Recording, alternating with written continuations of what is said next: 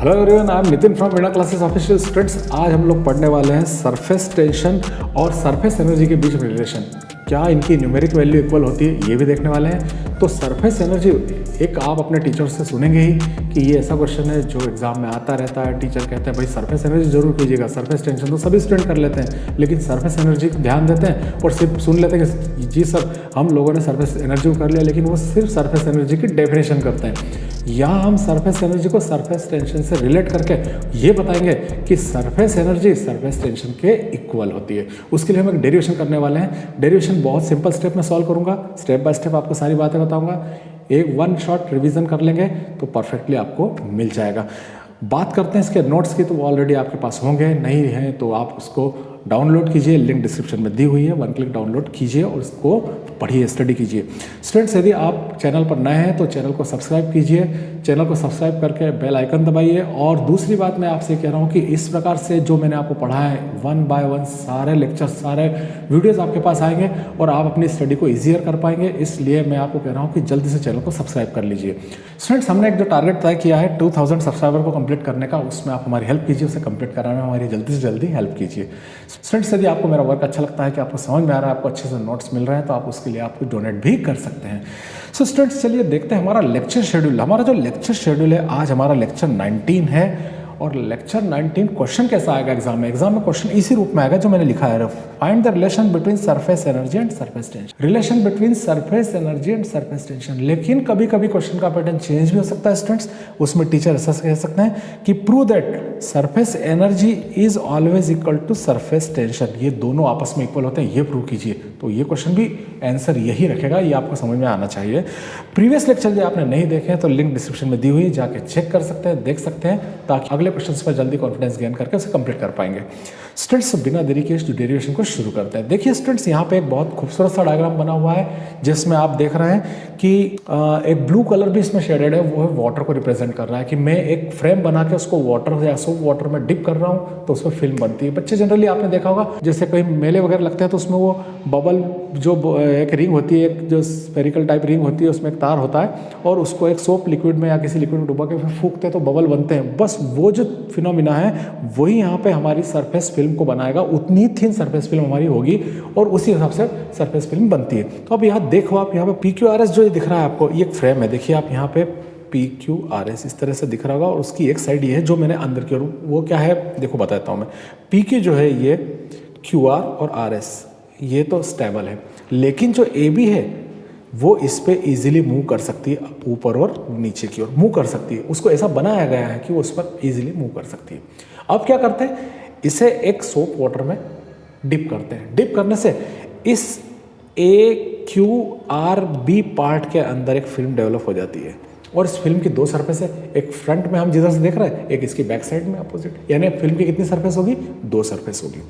यही बातें मैंने यहाँ पर लिख रखी। अब वो क्या हो रहा है, आपने देखा कि ये जो है सरफेस बन गई है। अब आपको बात अभी मैंने पढ़ाया था कि जो फिल्म बनती है उसमें कॉन्ट्रैक्शन होता है सरफेस टेंशन के कारण, वो अपने आप को स्ट्रेच करने का ट्राई करती है सरफेस टेंशन की प्रॉपर्टी से।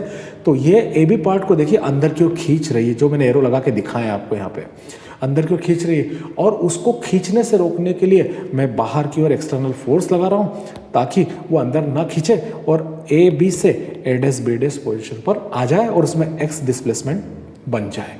यही सारी बातें मैंने यहाँ लिख के भी बताई, जो मैं आपको पढ़ के भी बता देता हूँ, ताकि आपकी कंसेप्ट यदि कुछ कमी रह गई हो तो वो भी आसानी से क्लियर हो जाएगी।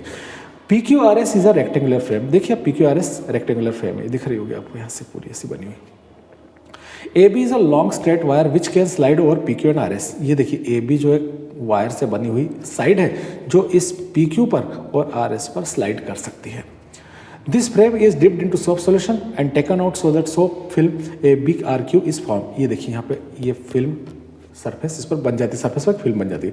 Due to surface tension wire AB tends to move towards QR। अब ये देखो AB जो है सरफेस टेंशन के कारण QR की ओर मूव कर रहा है। टू प्रिवेंट दिस, इसे हम रोक रहे हैं। To prevent this we apply the force in opposite direction as F। ये हम फोर्स अप्लाई कर रहे हैं और ये जो साइड आप दिख रही QR, इसका लेंथ हमारे पास कितना है? L है। और जबकि AB से A' तक जो डिस्प्लेसमेंट हुआ है A' वो डिस्प्लेसमेंट क्या है? X है। ये बात थ्योरेटिकली हमें मेंशन करना है, वो यहाँ मैंने लिख के दी हुई है। अब मैं यहाँ पे आपको नीचे बताता हूँ कि यहाँ पे सरफेस टेंशन की वैल्यू निकाल के देख लें हम। सरफेस टेंशन की वैल्यू स्टूडेंट्स हमारे पास आएगी T = F/L। अब हम ये जानते हैं कि इससे हम F की वैल्यू निकालें तो वो आएगी TL।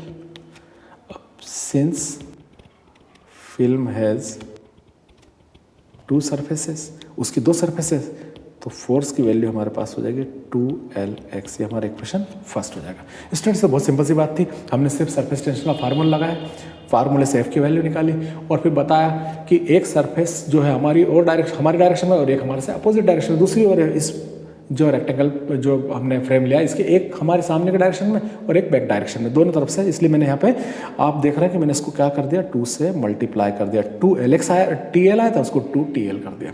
अब स्टूडेंट्स आगे देखें, if wire AB is pull down through distance x, यदि हमने फोर्स अप्लाई कर दिया इसके ऊपर, क्योंकि ये सरफेस टेंशन के कारण अंदर की ओर जा रही है, अंदर की ओर जा रही है, उसे रोकना है, इसके लिए हमने क्या लगा दिया, फोर्स लगा दिया। फोर्स लगाया तो वो किस डिस्टेंस तक आ रही है, x डिस्टेंस तक नीचे आ रही है। So in that position that becomes A' B', AB से हो जाएगा A' B'। यहाँ पर आप देख रहे हैं, therefore work done in increasing the surface film. तो इसमें हमने उसको खींचा है तो हमने वर्क किया है। वर्क किया किस लिए किया है, उस फिल्म का एरिया बढ़ाने के लिए। उसका एरिया AB तक था, उसको हम कहाँ तक ले आए हैं, A' B' तक। इस वर्क की वैल्यू हमें निकालना है, हम उस वर्क की वैल्यू निकाल लेते हैं। अब देखिए हम वर्क की वैल्यू निकाल रहे हैं, मैं यहाँ वर्क की वैल्यू निकालता हूँ। So work equal to force into displacement. यहाँ वर्क मेरा W है, फोर्स मेरा F है और डिस्प्लेसमेंट हो रहा है x। आप देख रहे हैं यहाँ पे डिस्प्लेसमेंट कहाँ x हो रहा है, ये देखिए AB पार्ट से A' B' तक आ रहा है, तो डिस्प्लेसमेंट हमें कितना मिल रहा है, x मिल रहा है। तो डिस्प्लेसमेंट की जगह x लिख दिया, फोर्स मैंने जो अप्लाई किया था वो वैल्यू मैंने एज इट इज रख दी, वर्क तो हम W से रिप्रेजेंट करते हैं। अब W = Fx हो गया। मैं अब इक्वेशन फर्स्ट से यहाँ पर देखिए F = 2TL है, वो F की वैल्यू यहाँ पुट कर देता हूँ, तो मुझे मिल जाएगा W = F की प्लेस पे 2TL × x। ये मेरा इक्वेशन सेकंड हो गया। ये मैंने वर्क निकाल लिया। अब इस वर्क से क्या हो रहा है, ये वर्क मैंने किया है तो जो फ्रेम जो है उसका AB पार्ट अब कहाँ तक आ गया है, A' B', तो उसमें जो एरिया चेंज हुआ है वो मुझे फाइंड करना चाहिए। So changed in area is equal area of, कौन सा एरिया देखें अपन, देखिए हम एरिया देख लेते हैं कौन से एरिया की बात कर रहे हैं। हमारा जो एरिया बढ़ा हुआ कौन सा है, यहाँ से यहाँ तक का दिख रहा है, कहाँ से, A' B' Q R, ये A' B' R Q। So area of A' B' R Q minus area of, देखिए एरिया ऑफ कौन सा भाई, बिगर एरिया तो ये वाला है जो हमने यहाँ बताया अभी, बिगर एरिया तो हमारा यहाँ से यहाँ तक का है, उसमें से माइनस करेंगे ये स्मॉलर एरिया, देखिए ये वाला, तो हमें ये चेंज मिल जाएगा इतना इतना पूरा।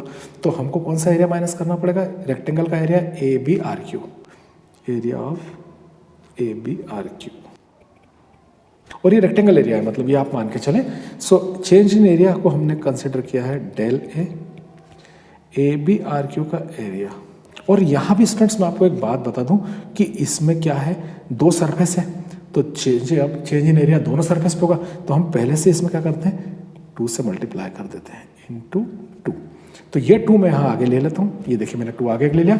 अब area of A' B' RQ, देखिए A' B' RQ ये वाला रेक्टेंगल एक बार फिर से आपको दिखा देता हूँ, यहाँ पे ये A' B' RQ, इस वाला ट्रेंगल, इस रेक्टेंगल का एरिया। तो लेंथ है हमारी A' B' और ये विड्थ मान ले इसको, या कोई सी भी एक लेंथ मान ले, तो A' B' into QA', A' B' into QA', ये हमारा इस रेक्टेंगल का एरिया आ गया। अब दूसरे रेक्टेंगल का एरिया कौन सा, एरिया ऑफ ABRQ। ABRQ को देखें तो ABRQ ये रहा हमारा ABRQ, इसमें लेंथ क्या है, AB है और QA है, तो हम AB ले लें फिर से, तो AB इंटू QA, ठीक है ना स्टूडेंट्स। अब यहाँ एक बात आप ध्यान दीजिए कि A' B' की वैल्यू जो है वो AB के इक्वल है। डायग्राम से आप देखेंगे तो आपको क्लियर हो जाएगा। देखिए फिर मैं आपको दिखा दूं कि A' B' ये रहा यहाँ पर, इसकी वैल्यू जस्ट AB के इक्वल है, क्योंकि दोनों लेंथ, ये वाली लेंथ और ये वाली लेंथ इक्वल है, तो दोनों की वैल्यू सेम टू सेम है। मैं इसको A' B' की प्लेस पे क्या लिख देता हूँ, AB लिख देता हूँ। तो ये हमारे पास बन जाएगा del A equal to 2 into A dash B dash की प्लेस पे हम लिख देंगे A B into Q A dash minus A B into Q A. अब स्टूडेंट्स यहाँ आप देख रहे हैं कि ये दोनों इंटू में ए बी और ए बी यहाँ कॉमन दिख रहा है, देखिए आप ध्यान से। सो मैं यदि इन दोनों में से डेल इस ए बी को कॉमन ले लूँ तो 2 इंटू ए बी मैंने कॉमन लिया, 2 तो बाहर जो कोफिशिएंट है वो वैसे ए बी कॉमन ले लिया मैं, तो अंदर बच रहा है मेरे पास Q A dash minus Q A. Q A dash minus Q A, Q A dash minus Q A क्या है वो अपन डायग्राम से देखेंगे, लेकिन अभी मैं आपको ये बता दूं कि डेल ए इक्वल टू हमें क्या क्या देखना है। तो देखिए हमें ए बी को भी देखना है कि ए बी कितना है, और Q A dash minus Q ए को भी देखना है कि उसकी वैल्यू कितनी आ रही है। अब चलिए हम हमारे जो है डायग्राम में देखते हैं। तो आप देखिए क्यू ए डैश यहाँ अपने पास आया Q A dash minus Q ए और ए बी। चलिए ए बी को पहले देख लेते हैं। ए बी कहाँ पर है, ये रहा ए बी, और ए बी की लेंथ हमने क्या बताई है एल, यानी हमें एक वैल्यू तो मिल गई, तो हम ए बी की प्लेस पे पहले एल लिख देते हैं कि वो हमारे पास एल है। अब हम बात करते हैं Q A dash minus Q ए की, तो Q A dash minus Q A. अब देखिए क्यू ए डैश यहाँ से यहाँ तक है, उसमें से क्यू ए को माइनस किया हमने, तो बचा डिस्टेंस इतना, वो क्या है एक्स है, तो इसकी वैल्यू हमारे पास आ गई एक्स। अब दोनों वैल्यू हमारे पास आ चुकी है, तो 2 इंटू एल और Q A dash minus Q ए कितना हो गया एक्स। तो स्टूडेंट्स अब हमारे पास एक फाइनल वैल्यू है 2LX, इक्वेशन नंबर 3। अब हम बात करें सरफेस एनर्जी की। अब हम सरफेस एनर्जी जानते हैं कि सरफेस एनर्जी क्या होती है, work upon change in area. So यहाँ मैं बताता हूँ कि surface energy equal to W upon change in area. अब यहाँ सरफेस एनर्जी हम किसको रिप्रेजेंट करेंगे, S से। W की वैल्यू हमारे पास है कहाँ से, इक्वेशन 2 से। इक्वेशन 2 में आप देख रहे हैं यहाँ पर इक्वेशन 2 में W की वैल्यू है और डेल ए की वैल्यू इक्वेशन 3 में है, तो फ्रॉम इक्वेशन 2 और 3 इसमें हम वैल्यू पुट कर देते हैं, तो वो वैल्यू हम देख रहे हैं कि कितना है W का वैल्यू 2TLX अपॉन में डेल ए की वैल्यू कितनी है, डेल ए की वैल्यू है 2LX। अब आप यहाँ देखें 2 से 2 कैंसिल हो रहा है, LX से कैंसिल हो रहा है, सो S इक्वल टू T। सो आपने देखा कि न्यूमेरिकली सरफेस एनर्जी की वैल्यू किसके इक्वल हो रही, सरफेस टेंशन के इक्वल हो रही। सो स्टूडेंट्स ये आपको डेरिवेशन मैंने स्टेप बाय स्टेप बता दिया, सारी कंसेप्ट क्लियर कर दी, ये बेहतर तरीके से समझ में आ ही गया होगा आपको। मुझे लगता है इसको एक या दो बार आप रिपीट करेंगे तो आप जैसे ब्रिलियंट स्टूडेंट बहुत जल्दी से कर सकते हैं। सो स्टूडेंट्स यदि आपको ये वीडियो समझ में आ गया है तो इसे लाइक करें, अपने दोस्तों के साथ शेयर करें, और साथ में इस बात को भी देखें कि इससे और रिलेटेड चीज़ें क्या है, तो वो हम और देख लेते हैं कि इसके और ऑब्जेक्ट फिनोमिना क्या क्या है हमारे पास, हम इन चीज़ों को कैसे पढ़ सकते हैं। बेसिस ऑफ सरफेस टेंशन पे कौन कौन से फिनोमिना हम देख सकते हैं वो मैं आपको एक बार बता दूं। यहाँ पर कि कोई सी भी बॉल्स होती है, जैसे मान लीजिए हम लेड की बॉल किसी लिक्विड में ड्रॉप करते हैं तो वो बिल्कुल स्फेरिकल बनती है, वो किसी कारण बन रही, सरफेस टेंशन कारण बन रही। सरफेस टेंशन कारण क्यों बन रही, मैंने भी आपको बताया था कि जब किसी मॉलिक्यूल्स में सेंटर के डायरेक्शन में सभी ओर से फोर्स लग रहा है तो सभी ओर से स्ट्रेच होकर अपना शेप कैसा बना लेगा, स्फेरिकल बना लेगा। इसलिए कोई भी स्फेरिकल शेप वाला क्वेश्चन बनता है तो सेम टू सेम आंसर दीजिएगा कि सरफेस टेंशन के कारण फिल्म पर या उस ड्रॉप पर सेंटर के डायरेक्शन में इक्वल फोर्स लगते हैं जो उसको स्ट्रेच करके स्फेरिकल शेप में कन्वर्ट कर देते हैं। Insect can watch on the free surface of water without drowning. बिना डूबे कीड़े मकोड़े जो होते हैं, कीड़े होते हैं खास किस्म कीड़े, वो आपने देखा होगा वो पानी की सरफेस पे, वाटर सरफेस पे बैठे रहते हैं easily.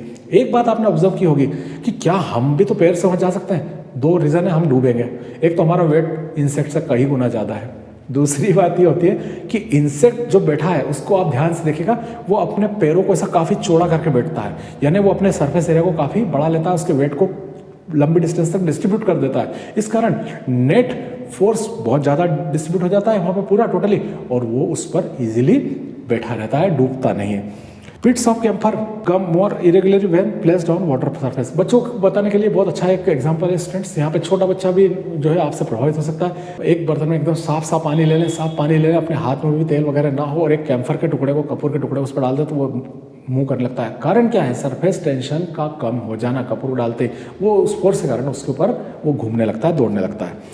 Hair of shaving brush when dipped into water spread out but as soon as it taken out the hair stick together. Brush को हम जैसे पानी में डालते हैं, शेविंग ब्रश को, तो उसके जो बाल होते हैं वैसे फैल जाते हैं। अब फैल गए, लेकिन हम जैसे ही उस वेसल में से, उस कंटेनर में से, मग में से उसको बाहर निकालते हैं तो वो सब क्या होते हैं, स्टिक हो जाते हैं। किस कारण? सरफेस टेंशन कारण। सरफेस टेंशन में क्या है, टेंडेंसी है स्ट्रेच करने की, तो देखिए वो सारे बाल स्ट्रेच करके एक फिल्म को मिनिमाइज करेंगे, मिनिमाइज करने में वो एक दूसरे से स्टिक कर जाएंगे, और वही रीज़न है इसके कारण ये आपस में जुड़ जाते हैं। ये ऐसे बहुत से क्वेश्चन होते हैं और ये हम सरफेस टेंशन के थ्रू एक ही प्रकार के आंसर से इनको सबको बना सकते हैं। स्टूडेंट्स, यदि आपको ये वीडियो अच्छा लगा है तो इसे लाइक कीजिए, सब्सक्राइब कीजिए और मिलते हैं नेक्स्ट वीडियो में। तब तक स्टे ब्लेस्ड।